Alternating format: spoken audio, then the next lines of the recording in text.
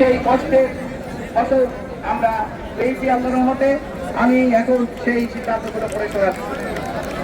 সরকারের পক্ষ থেকে বিশ্ববিদ্যালয়ের পরিচালন বাজেট বৃদ্ধির সিদ্ধান্ত নেওয়া হয়েছে।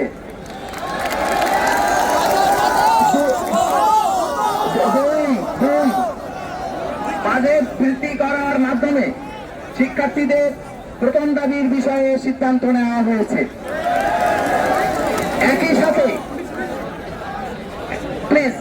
একই সাথে আবাসন সংকট নিরসনে আমাদের শিক্ষার্থীদের প্রয়োজন বিবেচনা করে খুব দ্রুত অস্থায়ী হল নির্মাণের কাজ শুরু করা হবে মর্মেও সিদ্ধান্ত নেওয়া হয়েছে। দ্বিতীয়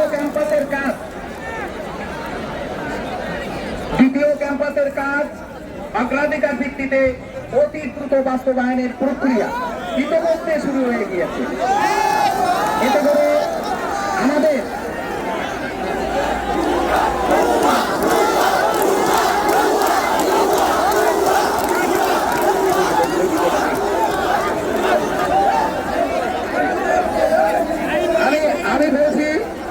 আমি বলছি আপনারা শোনেন, এই কাজ ইতিমধ্যে শুরু হয়েছে। এই কারণে বলছি যে আমাদের এখানে যে আবার আগামী 19 তারিখে এই প্রক্রিয়া চলছে এবং আগামী 19 তারিখে মিটিং আছে।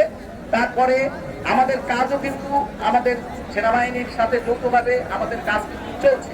আমি আপনাদেরকে বলছি, আমরা তো হয়তো আপনাদেরকে কোনো কিছু বলি না। আপনাদের যারা অক্লান্ত এখানে পরিশ্রম করেছেন এবং এতদিন আপনারা যে কষ্ট করেছেন, আমি কৃতজ্ঞতে সেটা স্মরণ করছি। আজকে সরকার আমাদের এই দাবিদারগুলোর ব্যাপারে অত্যন্ত ইতিবাচক ভাবে সিদ্ধান্ত নিয়েছেন এবং এই সহযোগিতা অব্যাহত থাকবে। এই হলো আমাদের যে স্যার আছেন এবং আছেন তাদের সবার জন্য। আপনাদের সবাইকে ধন্যবাদ। সবাই ভালো থাকবেন। আল্লাহ হাফেজ।